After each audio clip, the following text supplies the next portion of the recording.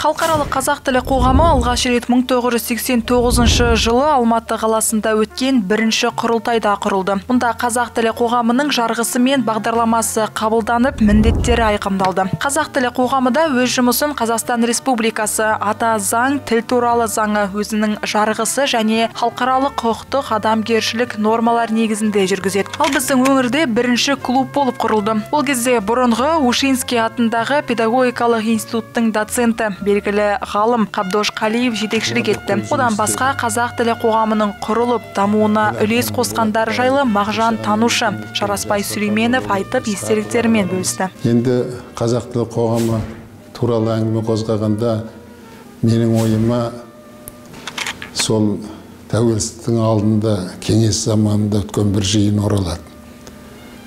Біздің бір үлкен ағамыз Мәркен Ахметбекұлы Ахметбеков деген кісі ол кезде облыстық партия комитетінің екінші хатшысы ұйытқы болып, осы тіл мәселесіне қатысты үлкен алқалы жиын өткізген еді. Облыстық партия комитетінің қабырғасында өткен сол жиында тіл туралы көп әңгіме қозғалып, алғаш рет біз өзіміз қазақ тілінде ой пікірімізді айтып, сондай бір мәресәре болып қалғанымызда. Сол кезде сол ағаларымыз осы тілдің жағдайына алаңдаған көңіл күйін сездік. Кейінде осы тәуелсіздік алғаннан кейін қазақ тілі тәуелсіздіктің алдында құрылды ғой енді. Қазақ тілі қоғамдары құрылып, жер-жерде. Біздің облыста да осындай қоғам құрылды, белсенділер, тіл жанашырлары жиналып, соның да бастауында біздің үлкен ағаларымыз тұрғанын айтқым келеді. Қазір енді аты көп атала бермейді. Қабдош Қалиев деген ағамыз болды. Ол кісі тарих ғылымдарының кандидаты, көп жыл мына білім саласында еңбек еткен, кезінде мектеп басқарған, одан кейін университетте сол өзінің мамандығы бойынша сабақ берді көп жыл. Сол кісілер бар. Басқа да мына Отан соғысына қатысқан ардагер ағаларымыз бар, Рашид Бәдірленов сияқты. Солар жиналып, осы тілді дамытуға қатысты әңгіме қозғады. Алғашқы қазақ тілі қоғамының бөлімшесі құрылды. Мүтәлләп Қанғожин деген ағамыз мына баспасөз бұқаралық ақпарат құралдары саласында көп жыл қызмет істеген, сол кісі төраға болды. Одан кейін осы қазақ тілі қоғамның жанынан сол ақсақалдар алқасы құрылып, олар да көп жұмыс істеді. Неләдіғамылы болады, бағай кешаған өмірден өткен Жасылық Абдулұлы, Исқақов ағаларымыз сол жұмыстың бел ортасында жүрді. Мен мұны айтып отқаным, 35 жылда жаңа айтқанымдай әлде түйін тарқатылмаған мәселелер көп болса да, атқарылған жұмыстар одан да көп. Тәуелсіздік алғанға дейін Петропавлда небәрі 2 қазақ ұжымы болды. Ол қазіргі Солтүстік Қазақстан, бұрынғы Ленин туы газеті және Әбу Досмағамбетов атындағы қазақ мектеп-интернаты. Қазақ тілі қоғамының белсенділері алдымен мектептерде қазақ сыныптарын ашуды міндет етіп алды. Егемендік алғанға дейінгі 2 жылда 2 қазақша сынып ашылды. Петропавл бойынша қазақ тілі қоғамының 14 бастауыш сыныбы құрылды. 1989 жылы Ромашка деген балабақша болды. Содан қазақ тобы аштық. Ашқанда 20 баланы әзер деген жинадық. 70-80 үйге мобильдік топтар құрамызда 3 адамнан барамыз. Тіпті әрқайсы қолынан қағаз аламыз. Мен баламды қазақша оқытым келеді деп расписка дейді, осы қағазды аламыз. Соған енді біз көңіліміз демделіп жүреді ғой. Бірақ олай болмады. Содан тағы 2-ші топ ашылды Ромашкадан. Ол орталықта ғой. Орталық болған ақырында бере бастады. Содан 91 жылы үлкен мәселе көтеріліп, ол кезде облыстық партия комитеті бар әлі. Партиялық номенклатура әлі жұмыс істеп тұр ол кезде. Медведев. Содан облыстық атқару комитетінің төрағасы Құлмаханов. Соларға кіріп, осы жерде Қосыл Омаровтың керемет беделі. Облыстық ардагерлер кеңесінің төрағасы Нел Болатбаев ағамыздың, Жасылық Ысқақовтың, Мәшкен Ғаббасов деген ағаларымыздың, Қарахан Сейітов деген ағаларымыздың осындай керемет мол тәжірибесінің арқасында сол кісілер балабақша ашылды. Сол кездегі біздің тағы бір неміз қазақ тілі қоғамының жақсы дүниесі республикадағы алғашқы тәуелсіз газеттердің қатарында біз Қыздар газетін шығардық.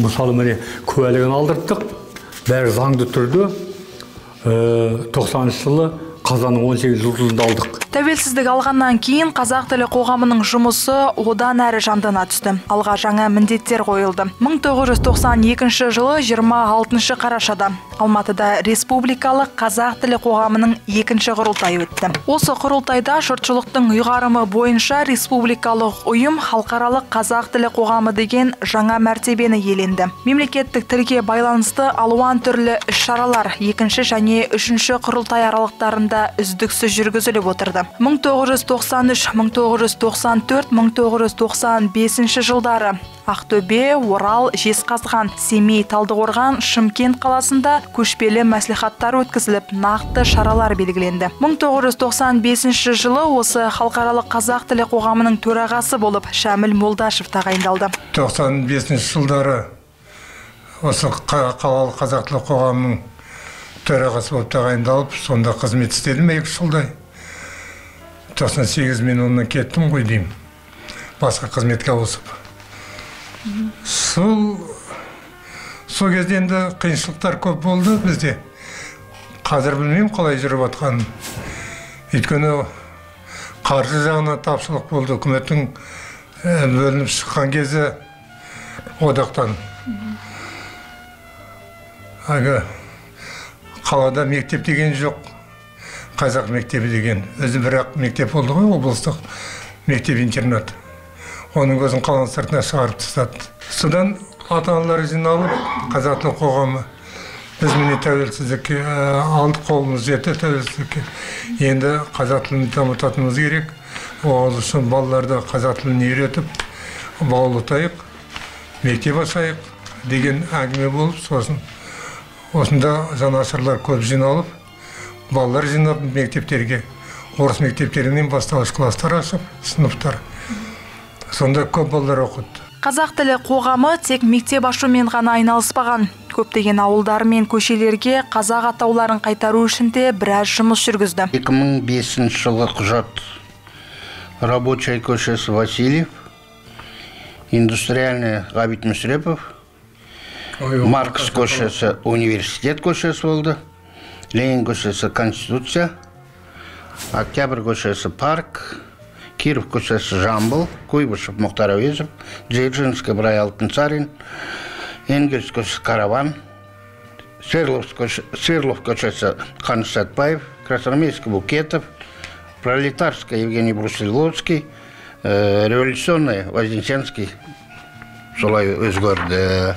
Мына өзім араласқан тікелей 1 май Казахстанская Правда көшесі, Ермак көшесі Малай. 2002 жылы 151 қазақ, 102 аралас мектеп болды. 55 ауылдық округтағы 200-ге жуық мекемелерде іс қағаздар 2 тілге көшірілді. 250-ден астам аудармашы маман қызметке алынды. 750 тіл үйірмесі жұмыс істеп, 15 000 адам білім алды. Қазір қазақ мектептерінің саны көбейді. Сұраныста өте жоғары. Осының өзі қоғам белсенділерінің атқарған жұмысының мәуелі жемісі. 1997 жылы осы облыстық әкімдікте тіл саясатын үйлестіру бөлімі ашылған болатын. Сол кезден бастап мен қызметке орналастым. 1998 жылы осы облыстық әкімдіктің сол тіл саясаты бөлімі тіл комитеті басқармасы болып бөлек шықты. 97 жылдардан бастап 2000 жылдарға дейін бізде 11 ауданның атауы өзгерді.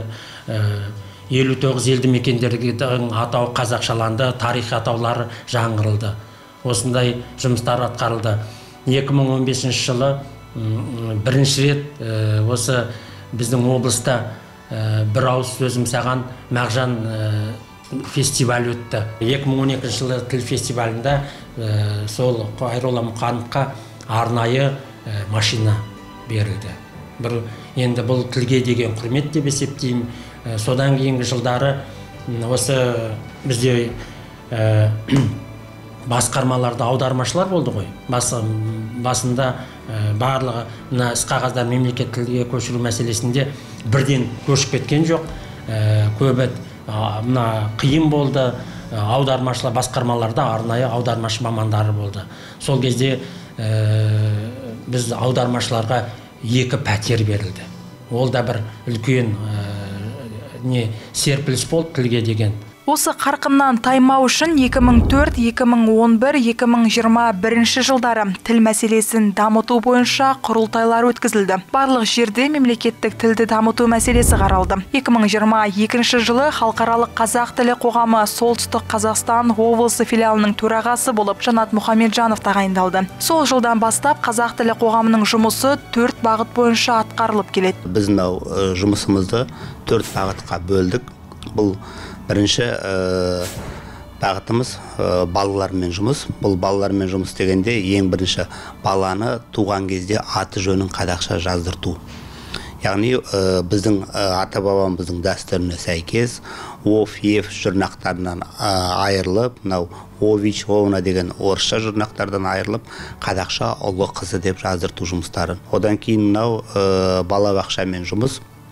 Яғни ата-аналарды балаларын қазақ топтарына беру балабақшада.